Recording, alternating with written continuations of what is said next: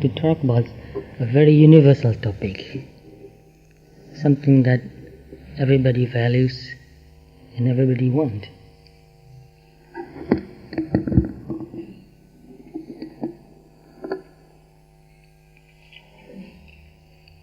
Maybe some of you have read in Pali and in translation also, Aroja Parama Labha.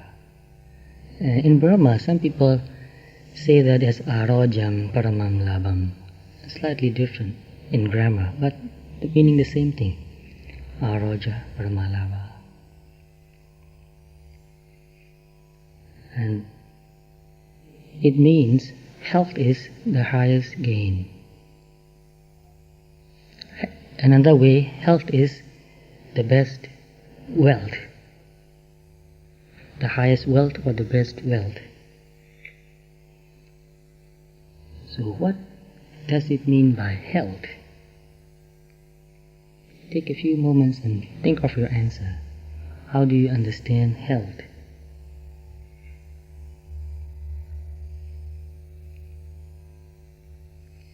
Health of the body, health of the mind, both. Health is not an end, but a means to fulfill the purpose of life itself. Health is not an end in itself. It's a mean.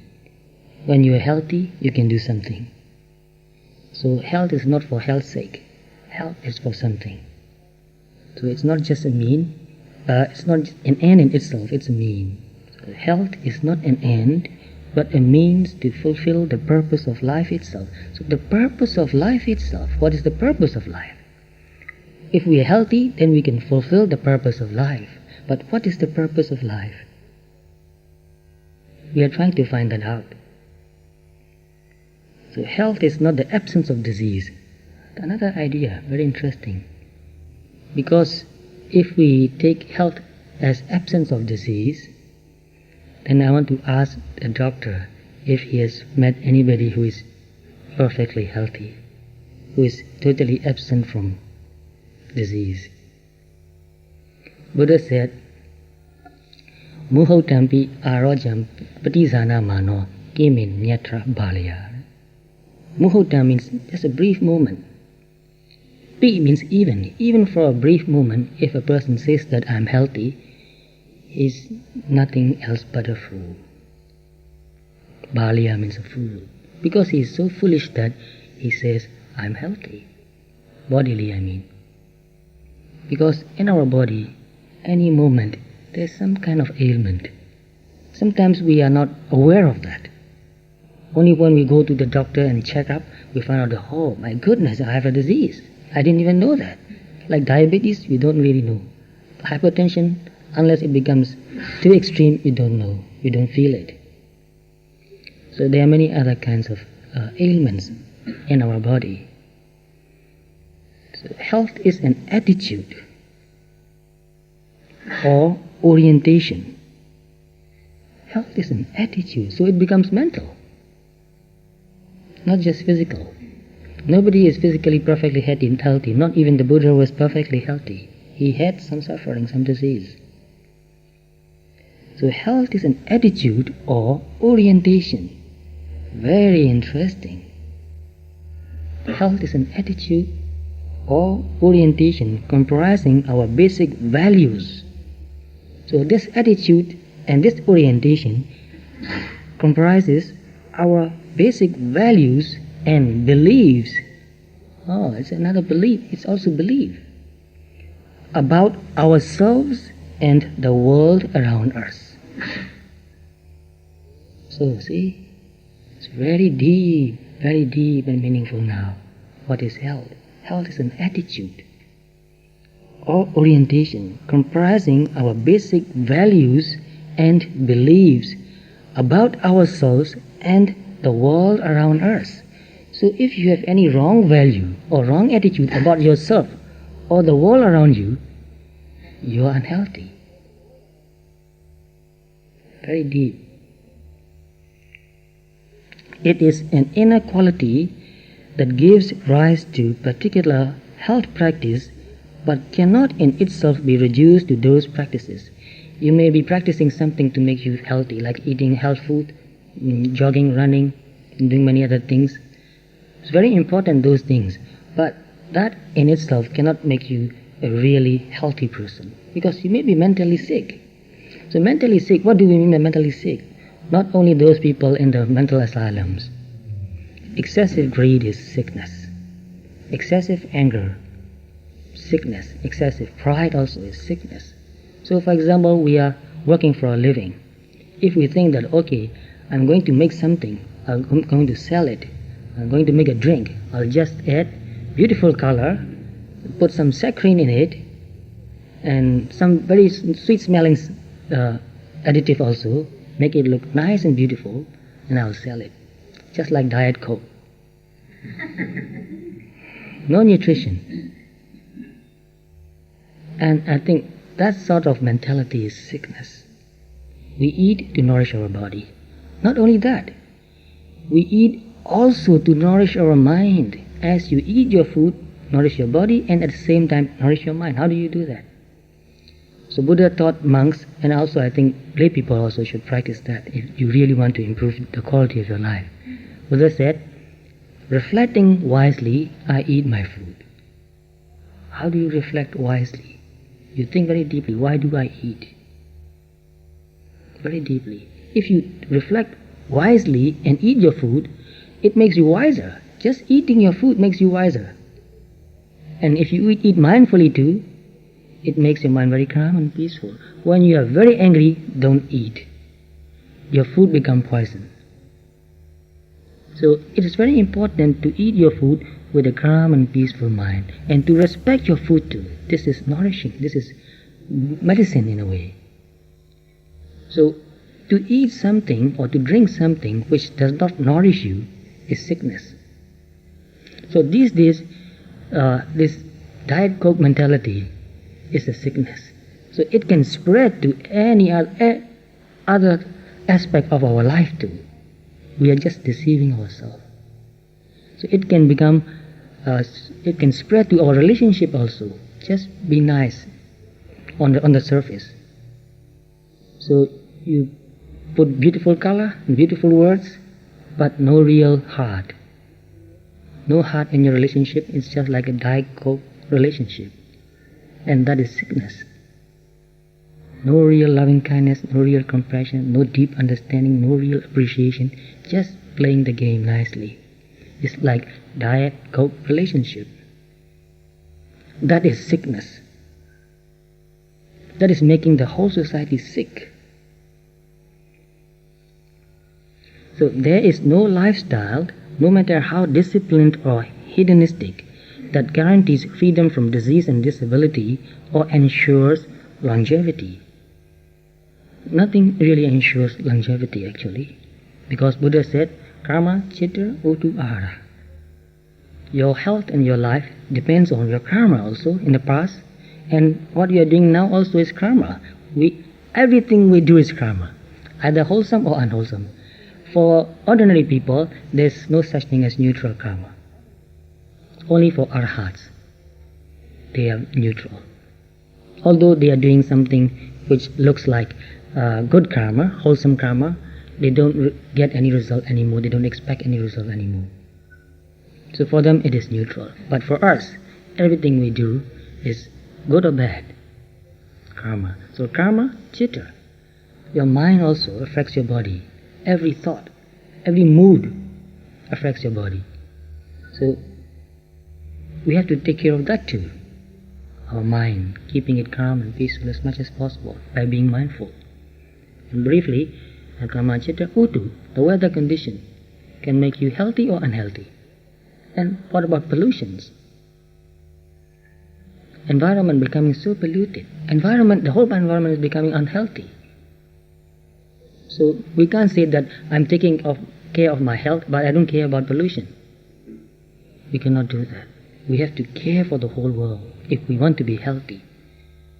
For the people and for the surrounding, for the land, for the lakes, for the river, for the air, even noise also is polluting.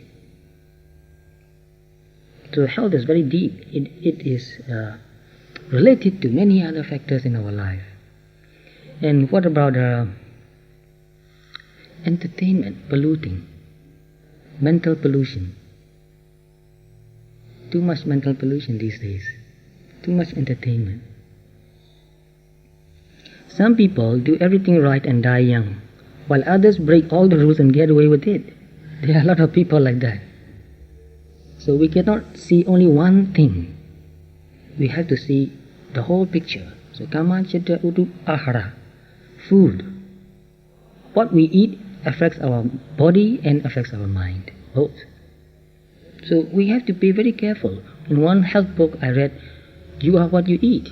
But most people don't pay enough attention to what they eat. They eat what tastes good, what looks good, and what feels good also. A lot of fat, a lot of sugar, cream, anything. So truly, to grasp the deepest meaning of health, it is necessary to broaden its definition beyond the physical. It's really necessary. Actually, it's very simple. You can understand that. It's very simple. Health doesn't only mean body. It also means our mind. It also means our surrounding, our society, the environment, everything. So we cannot just take care of our own body and say that I'm healthy.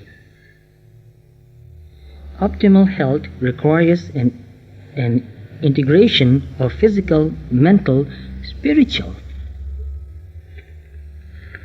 environmental well-being. So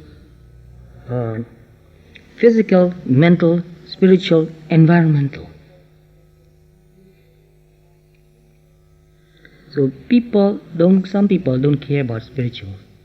They think that if they have big degrees and have a big job and earning a lot of money and have a big house or a big car, and that's enough for them. They are healthy.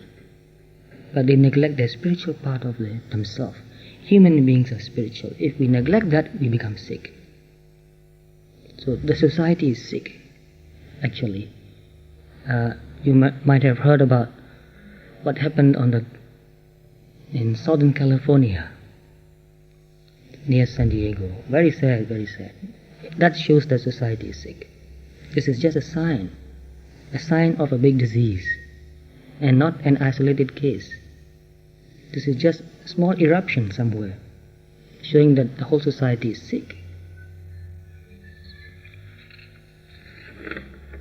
For example, if we work harder to nurture community projects, philanthropic efforts, and our extended families, we might find ourselves less frightened by the specters of illness, disability, and old age, less preoccupied with the individual's survival, and our outlook on life would indeed be healthier. So we cannot expect to be healthy just living alone. We need each other in a group.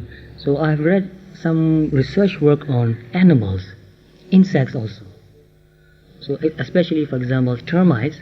If you take a small number of termites, a few, and keep them in a separate place, they die very soon.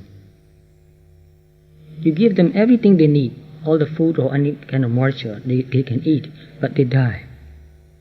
Because without the community, they cannot survive. They need the termite community to survive. And I think in many ways, it's true for human beings too. In one way or another, if we don't care for the community, we become sick, and then we die. Sometimes our body might live, but our life is dead already. So I noticed a few people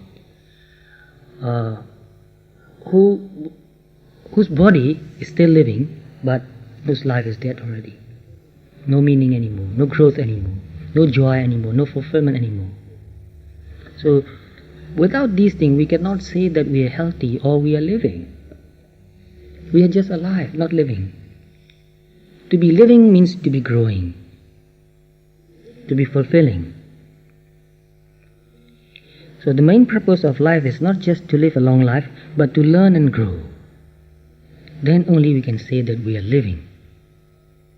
So learning about our body and mind, learning about the society, learning about the environment, and helping also to make the whole society healthy. Health needs to be recognized as an ongoing process of self-discovery. It is an ongoing process. We can't say that I'm healthy and that's it, finished. It is one ongoing process. We are always trying to maintain our health, or even improving our health, by understanding more and more deeply. So real wisdom makes a person very healthy. So in that regard, you can see that practicing mindfulness is a very good way to become healthy. You understand your body and mind. You become very sensitive to it. You understand greed, hatred, pride, envy, jealousy more and more deeply. And so, by understanding and being in touch with them, in a way you are in control. And those negative emotions, negative thoughts, negative desires become weaker and weaker, less and less. And you develop positive qualities too. In the same process, you develop positive qualities. You become more mindful, more clear, more calm, more peaceful, more aware. You see things more clearly. And you feel it, you see it, what is right and what is wrong, what is beneficial and what is not beneficial. Because you are aware and because you are in touch with both energies, negative and positive energies, you see the difference. You see which is nourishing and you see which is making you sick. And naturally, when you are aware, you go to what nourishes you. Because most people are so unaware, so mindless, and they are conditioned to developing their negative emotions, becoming more and more greedy, more and more jealous, compete, get better. What for? Not appreciating good qualities anymore. So many of meditators complain that if you become mindful and you practice meditation, and you become content, and you try to understand and you forgive, people think that you are a weak person. People don't respect you. So not respecting these good qualities is also a sign that people are sick. Because they are sick, they don't respect good qualities in people. So mutually making each other becoming more and more sick. Sicker and sicker, making each other more and more greedy, more and more angry, more and more competitive. So nobody finds any peace anymore. Very difficult situation this is. If it gets worse, I don't know what will happen. It's a big danger.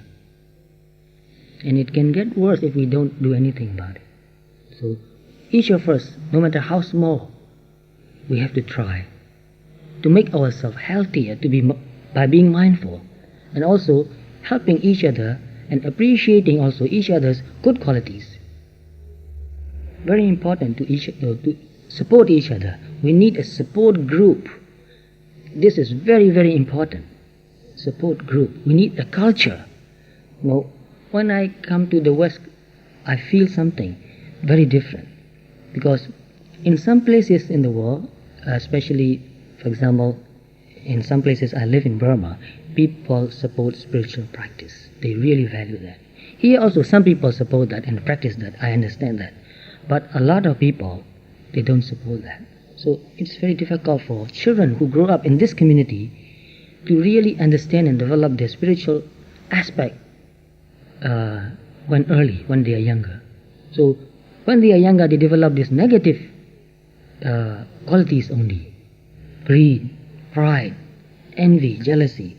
And only when it goes to an extreme and it becomes very painful, then they start looking for something else.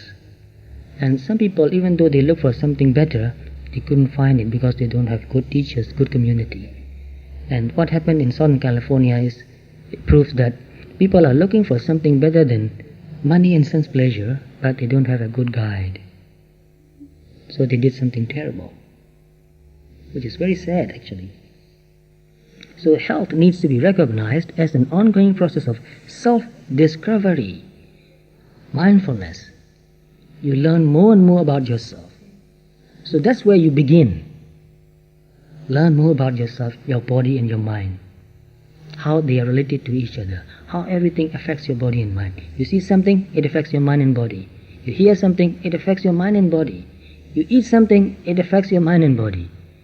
Every relationship with each other affects your mind and body, and you have to see whether it is healthy or not. Manifesting a positive influence on the world around us. So when a person is healthy, he manifests positive influence on the world around him. So you have to be very careful and watch how you are affecting other people in every way. Whatever you do, whatever you say, how does that affect the people around you, the surrounding? Even throwing trash is very unhealthy because you are polluting the surrounding, making it dirty and bad smelling. So everything you do affects your surrounding too. So if you have a positive influence to your surrounding, then that shows that you are healthy. If you have negative influence to your surrounding, then that means that you are very unhealthy. So it is a means to living a successful and satisfying life. So health is a means to live a successful and satisfying life. Very, very deep. If we can become really healthy, then we'll become really enlightened. To be enlightened means to be healthy, actually. Think very deeply, is that true? Buddha was a big medicine man. Yes, they said that even in the text. Buddha was a big medicine man, was a doctor, mental doctor also. So wrong view, wrong ideas, wrong ideals, that's mental sickness too.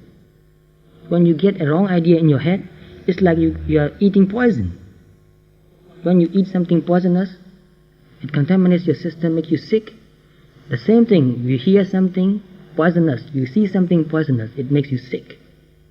Watch out what you see, what you hear on the television. It can make you really sick. You don't know, it gets deep into your heart, deep into your brain. So to be successful and satisfying means to develop all your good potentials as best you can.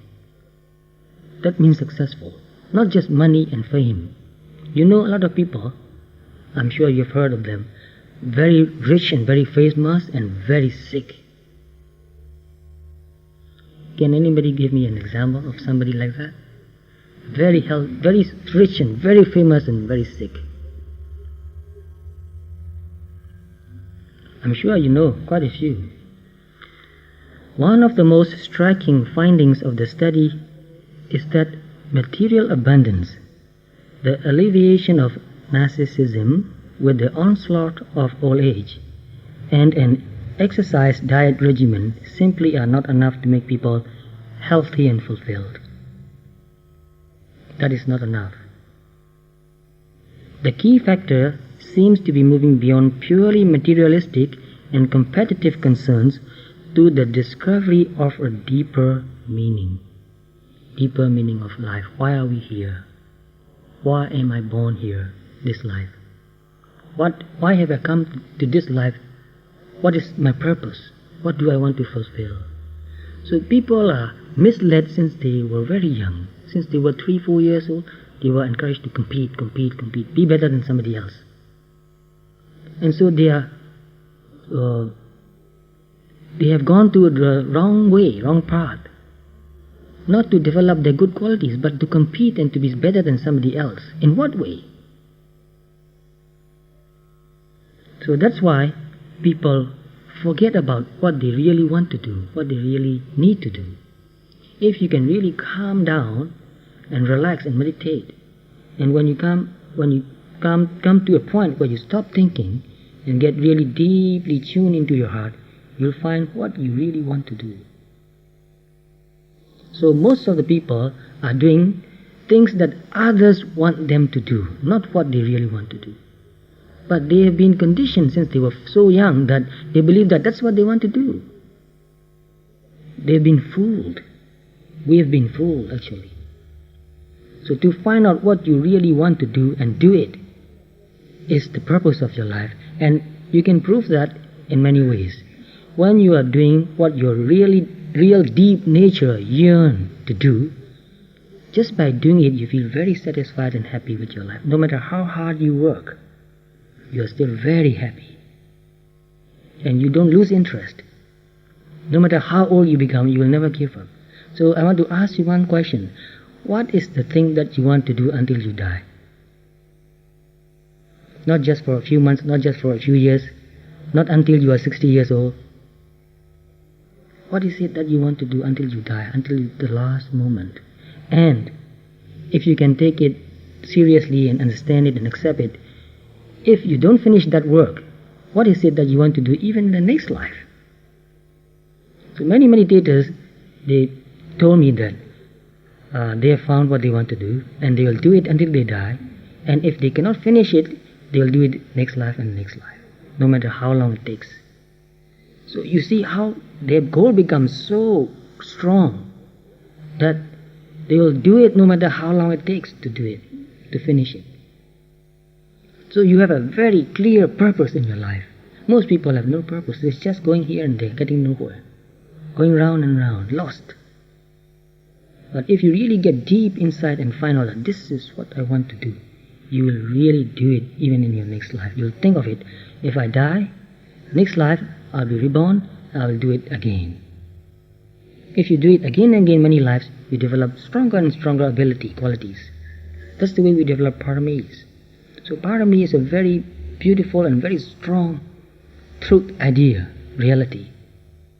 We are here to develop our paramis, not just to make money and enjoy, although that's part of our life, but not the main goal, not the goal of our life. This is just like foundation. You build a foundation, but if you stop there, what's the purpose of a foundation? So learning a trade, getting an education, working, making money, important, because nobody will feed you for life. You have to support yourself, but that's not the main purpose of our life. There must be something more than that.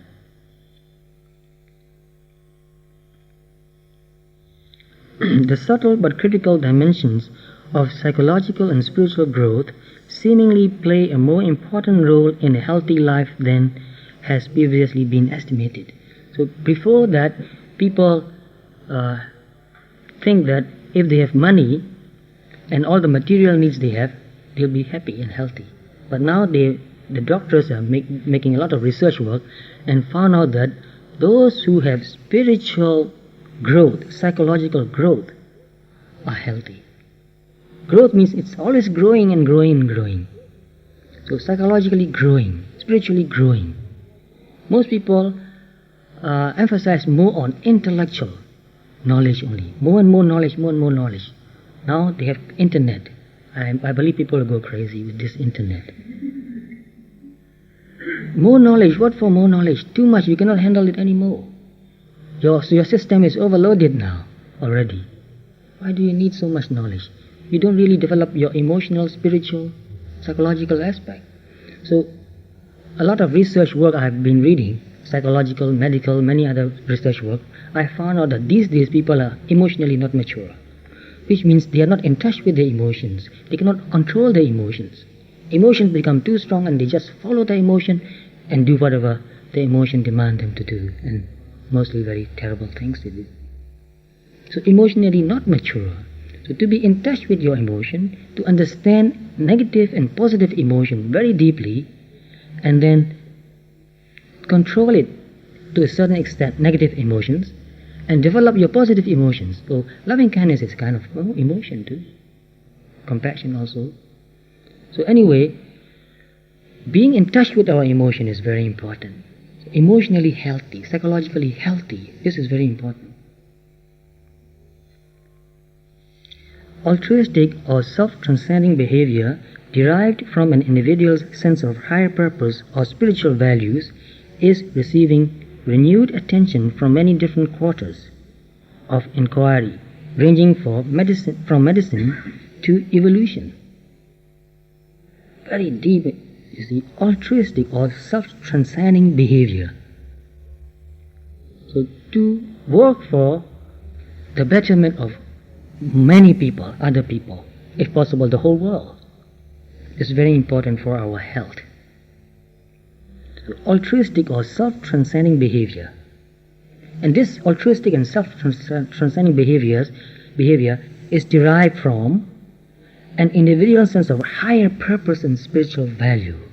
That is the main thing, higher purpose and spiritual value. Do we have higher purpose and spiritual value? I believe you do have. But this is something many people need to know. Since they are very young, since they are quite young, I notice that people in their teenagers are very spiritual. But most people have no guidance. That's why most people go to drugs. And I've noticed that very sad story. When I talk with people who use drugs, I found out that they are very spiritual in many ways. So I don't encourage taking drugs, because that is very unhealthy. That makes people become unmindful. So our behavior should be grounded on our higher purpose or spiritual values. And that is what the teaching of the Buddha is actually, to give us a higher purpose, to give us spiritual value. Altruism, either defined socially or as defined genetically, is wholly compatible with natural selection and is an important determinant of human behavior. Very important. So, human beings are social beings. We live together, we work together, we support each other. We cannot live alone. We need a community. So here is a Buddhist community, Buddhist society, very good, very wonderful. We need that. But you have to find out very carefully what is the purpose of this community, what is the purpose of this society, what is this society doing, what is the goal of this society. And if you know that this society is doing something good, then become a member and work for it. Don't just sit back and watch what others are doing. Be a participant. Participate in it. If you want something, you have to make it happen. You have to make it work. So already the society is doing something really wonderful. I've been here for more than 2 months. But I think we need more wholehearted participation. We need this. So we have to work for it. Altruists are fitter than selfish individuals.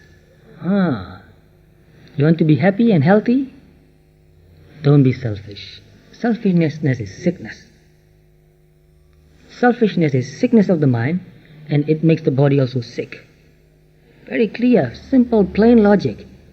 Not hard to understand actually. Look at people who are very, very selfish. They are not really happy. Altruism will not only survive, but will gradually permeate the entire population. One might even rename the accompanying altruism. Rename. You know what the new name would be? Could be enlightened selfishness. Enlightened selfishness, wonderful word. Because you want to be healthy and happy, you help others to become more healthy and happy. So you get it back. So it's very beautiful, very beautiful. Want to be happy, want to be healthy? Support other people to be healthy and to be happy.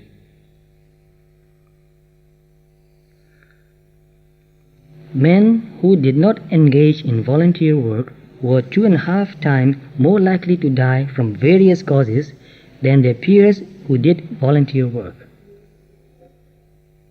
See, 2.5 times more likely to die soon. Those who are doing volunteer work, they live longer. I know a lot of people like that too. And you know some famous people who are doing a lot of volunteer work, like one person, Mother Teresa. She's still around. So this is very important. Providing helpful services to others provides a strong antidote to stress and depression. Helping others relieves you from stress and depression.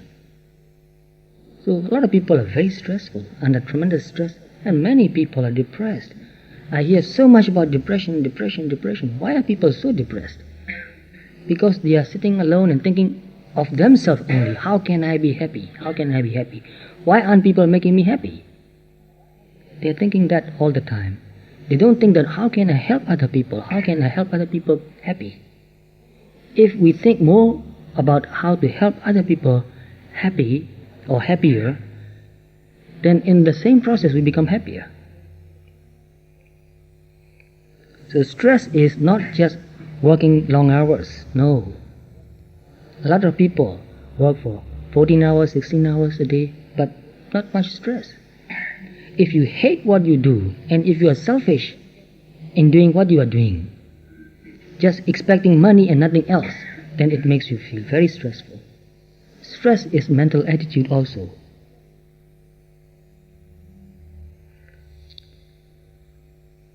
Individuals with emotional problems often find that helping others with similar difficulties is particularly beneficial and satisfying. If you have a problem, work and help other people with similar problems. So this is some idea very interesting. If you want to learn something, teach that to another person, then you learn. Since I was very young, I started teaching my friends, the same class, I started teaching them to learn. And since very young I found out that if you want to learn something, teach that. Then you really look very deeply. They ask you questions. You have to find out the answer. Work very hard. You have to explain them, give them examples. And that makes you think more creatively. That brings all your good qualities out. Helps you develop your good qualities. So whenever I have to sit for an exam, a couple of months before that, I'll start negotiating with my friends. Come on, I'll teach you. I didn't really know much, but actually just getting somebody who wants to learn from you gives you a lot of motivation to find out, to read. They will ask me questions. I have to find out. You get more interested, more energetic. You have a lot of energy to work. If you just sit and study alone, so boring, you fall asleep. Not much energy. So this is very interesting psychological theory. A fact, actually.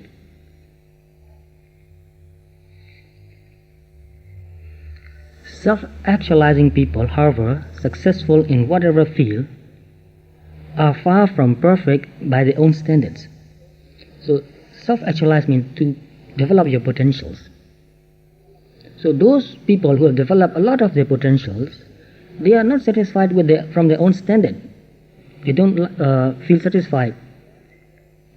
Are far from perfect by their own standards, and they too have many of the same qualities and experiences that you and I do. So a lot of people who become a very developed person, spiritually developed person, who are able to help a lot of other people, are not exceptionally intelligent. No, they're not exceptionally intelligent. A lot of my teachers, not exceptionally intelligent. I know many other learned monks who are exceptionally intelligent but who could not help because they are not willing to. They don't want to take the trouble. So a lot of my teachers are willing to help. And because they are willing to help, they work and they develop their spiritual qualities. So don't think that, those other people who are helping and becoming leaders, they are very intelligent. That's why they can do that. No, that is not true. They have a big heart. They want to help. Not because they know. They are willing to help. And in that process they learn and learn and learn. And they make mistakes too. No, I make mistakes too many times. Dealing with people, talking with people, it's very easy to make mistakes. And people push your buttons too. Your buttons push, you get very upset. You work with it. Okay, this is my attachment. Because I'm so attached to this, and I've been pushed, and I'm upset. So work with it again and again, and you become more mature. You can let go and work again. Keep doing. You don't give up. They were born and reared under vastly different social and economic circumstances, ranging from inherited wealth to a few dollars and a vision. Some people are rich, some people are very poor, but they work. They have suffered setbacks, disappointments, and life-threatening illnesses. A lot of the leaders, especially in the spiritual aspect, they don't have really happy life actually. They have very hard life. They work very hard. So life-threatening illnesses, and have experienced the joys, triumphs, and sense of awe that inspire all of us. They struggle through the same daily woes of living as we all do. We all have problems. We cannot wait until we have overcome all the problems. But they struggle through the same daily woes of living as we all do, but do so with more awareness and wisdom than most. And that's the difference. They have more awareness and wisdom. Because they are more aware, they become wiser. And from very simple experiences, they learn something very deep and meaningful. So when you listen to really wise people teaching, you will hear that they are teaching something very simple and basic. Nothing extraordinary, so to speak. Just loving kindness, mindfulness, understanding, compassion, forgiveness, simple life. Nothing extraordinary if you listen to it. They are remarkable not because of a special genetic endowment, but by virtue of living life to its full expression. That's why they are remarkable. Try your best. You have tremendous, beautiful spiritual qualities. Just try your best. Despite adversity, they listened to their inner voices and developed the skills to turn their visions into realities. They have a lot of adversities, setbacks, but they try to calm down, meditate, and look deep inside. And deep inside, their good paramis, actually, so to speak, their good paramis motivate them. Do something good. Do something good. Go ahead and do it. Keep doing it. So when I was young, a few times I was very depressed. Didn't want to do anything anymore. But whenever I go and meditate for a while, deep inside me, something is motivating me. Learn. Do something good. This is just another test, another stage. It will be over. You will learn and grow up and you'll be happy about it. So all the difficulties and setbacks in our life are a way of testing us and motivating us to work harder. Telling you to work hard.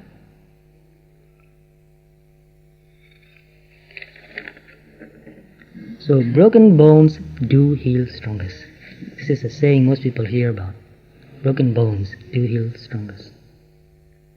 So when you have a hard life, if you are going through a hard time in your life, remind yourself that. And I have another quotation which I read from a book which gave me a lot of courage to keep going. That is, that which does not kill me makes me stronger. Just ask yourself, I'm not going to die from it. I'll keep going, and that will make me stronger.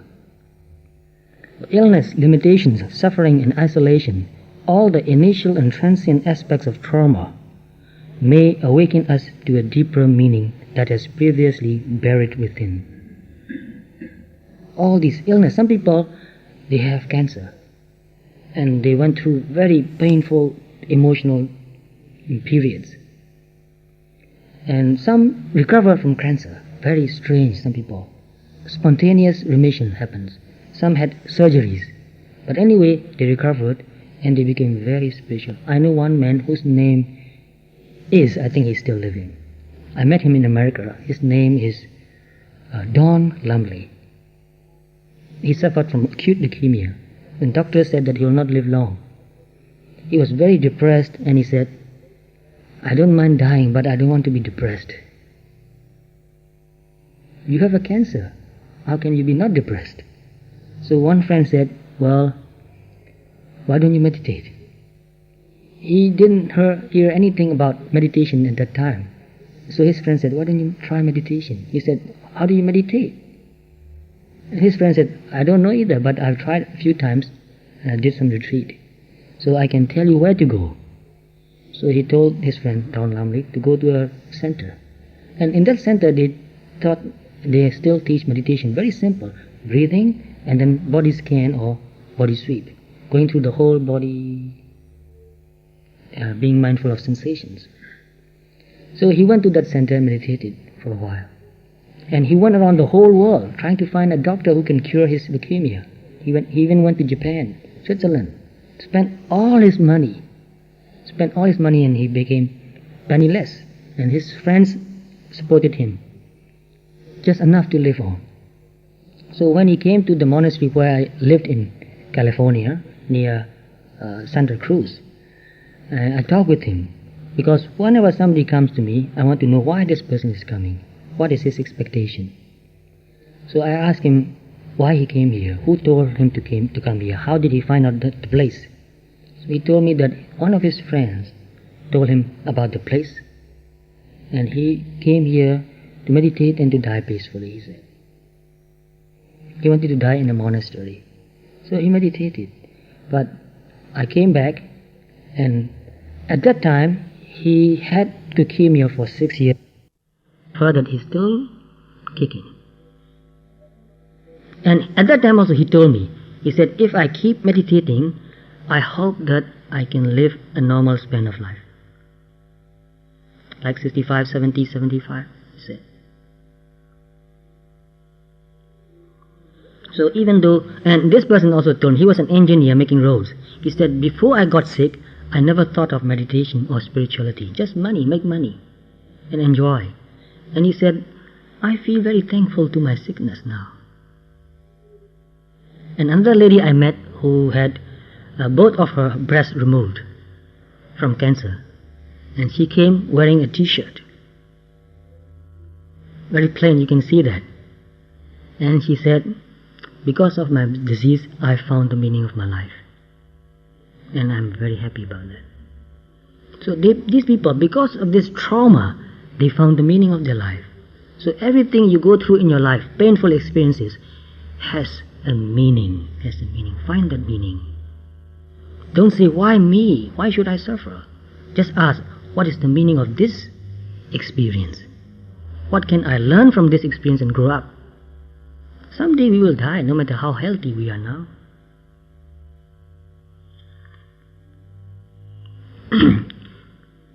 This new understanding, in turn, can move us to reassess our values. So this is very important, to reassess our values. Our values will change. It will always change. It will always, if we are mindful, it will change for better and better, deeper and deeper meaning, better values. So we cannot live with the same values that we lived when we were in our teenage, when we are in our 20s, when we are in our 30s. Our values must change. To sort out what matters and what does not. To consider the meaning not just for the trauma, but of life itself. What is the meaning of life itself? In such experiences can be found the roots of empathy and compassion. Some people become very compassionate after they have suffered a lot. They become very compassionate.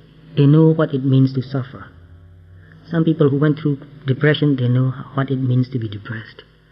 Very terrifying, very terrifying.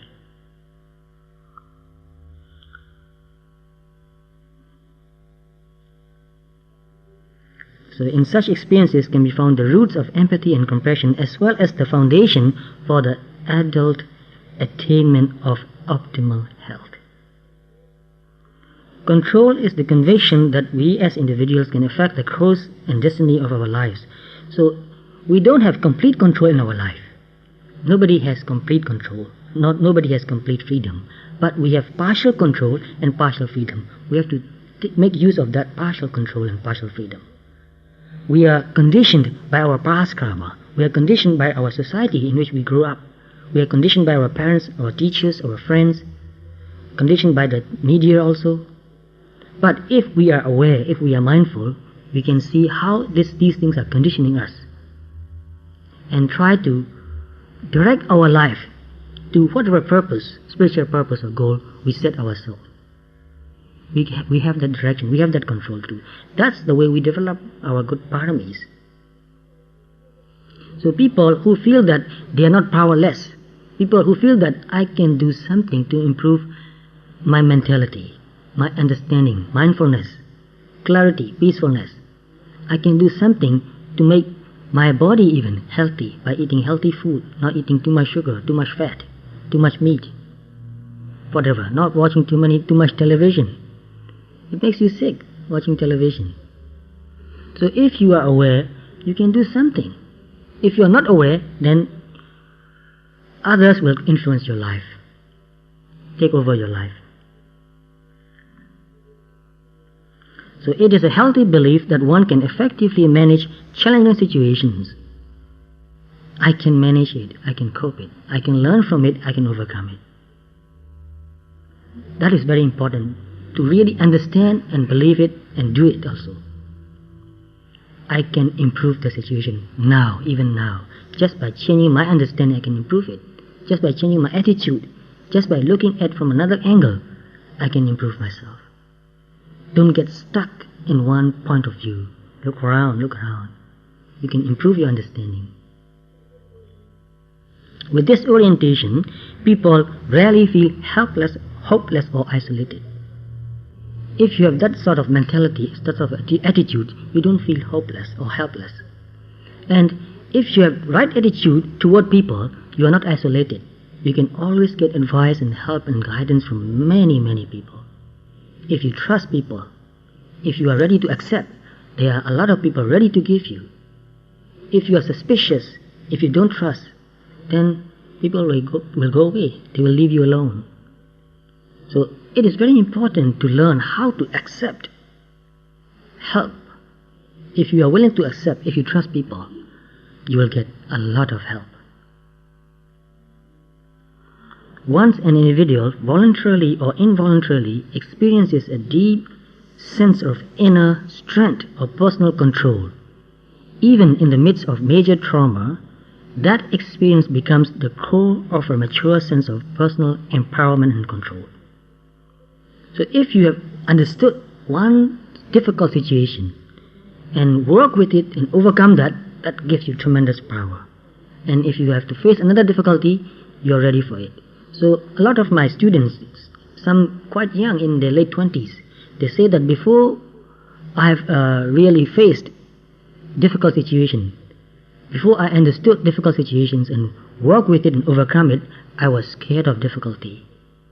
But after facing a few difficulties with the help of some good friends and good teachers, encouraging, go on, keep doing it. After overcoming a few difficulties, now they say that I want to face difficulty. Because I know that then only I learn and grow. Without facing difficulties, I cannot learn, I cannot grow. I cannot develop my courage, my strength. So to develop your courage and strength, you need to face difficulty. You need to deliberately go and face difficulty, which is working in a community. Go and work, it's hard work. You'll be tested in many ways, but don't give up. Work. As individual who has control is certain he or she can exert a powerful influence upon the course and destiny of his or her own life and the circumstances that surround it. So if you have that sort of control, you have the sense of power. So you see, an individual who has control is certain. So you are, in a certain way, although limited, you have some control. You can make your life work. Recent research shows that this factor of control, empowerment, or self-efficacy may be the ultimate determinant in human health and even aging. Sense of control is very important. So we teach about anatta, or no self. But that doesn't mean that you cannot do anything.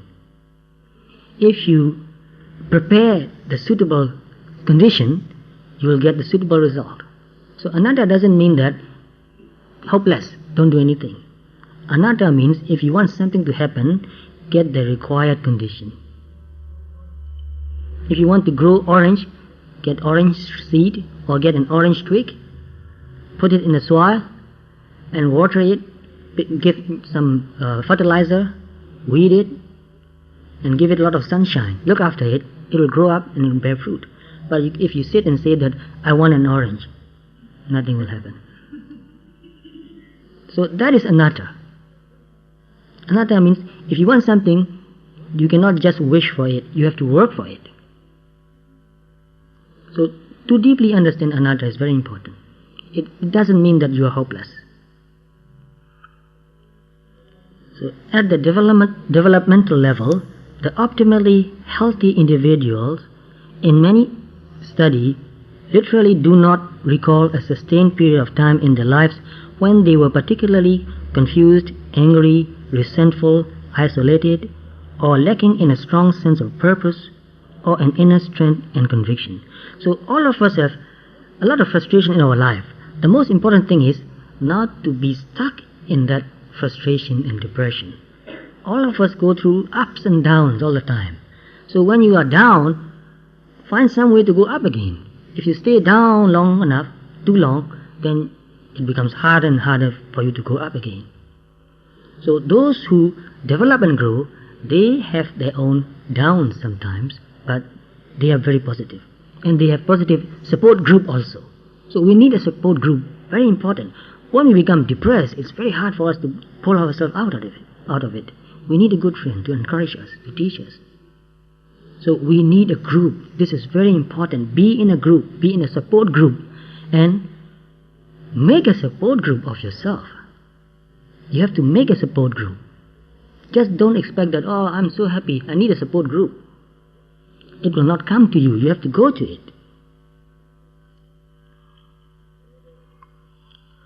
Through the transformed trauma of their childhood or adolescence, these individuals discovered a sense of their true mission. A sense of their true mission, yes.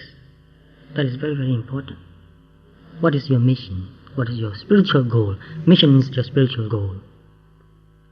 Real vocation or destiny, usually in the mid to late 20s.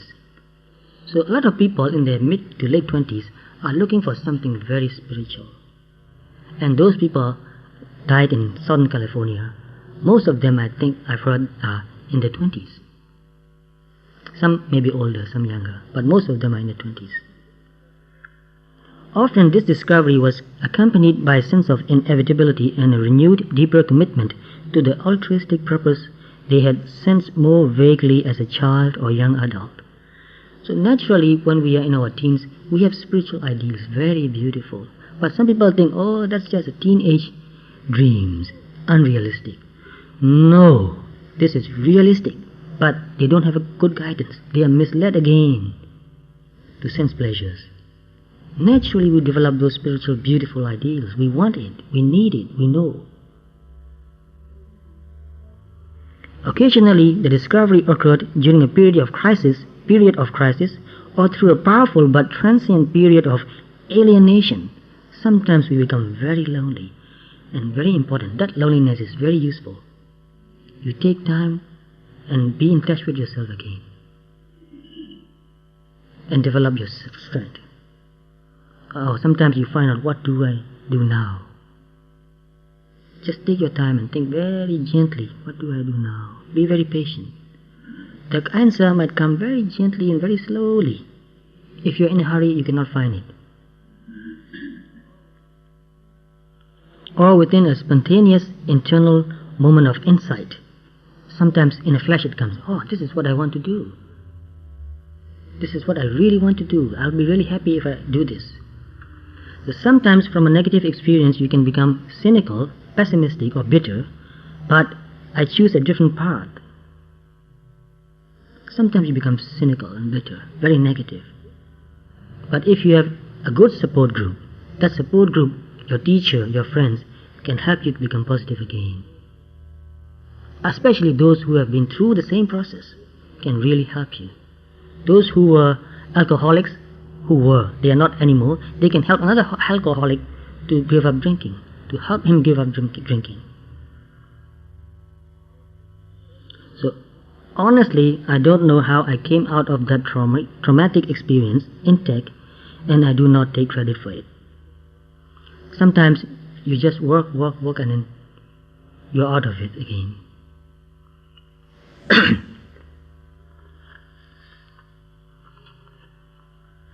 So briefly, things that will help you become healthy body and mind, there are a few things we need to do. Do things that bring you a sense of fulfillment, joy, and purpose that validate your worth. See your life as your own creation and strive to make it a positive one. Pay close and loving attention to yourself, nourishing, supporting, and encouraging yourself. Release all negative emotions, resentment, envy, fear, sadness, anger. They may come, they will come, but watch them very closely, understand them, then overcome. Hold positive images and goals in your mind. Very important. Someday I will be wiser, more peaceful and more happy. Someday I'll be able to do it.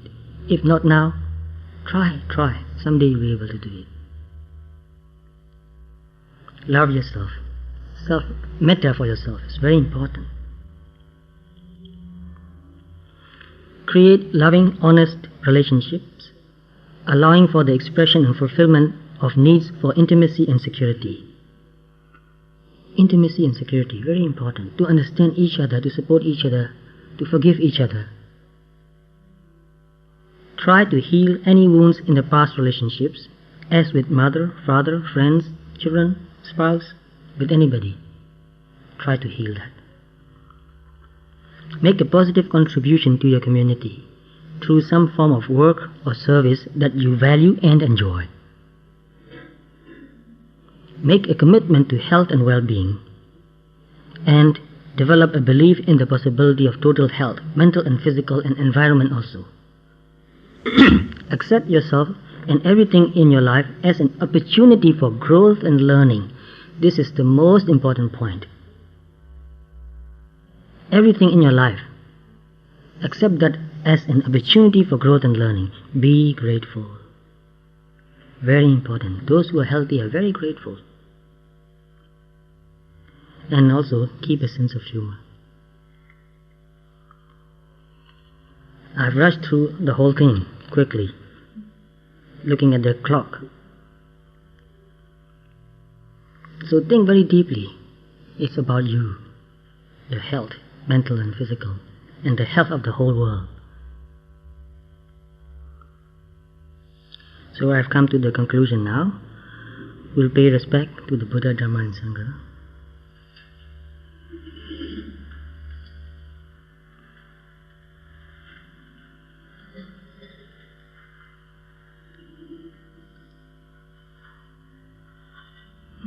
We'll recite only in Pali because some people find it very difficult. Only in English.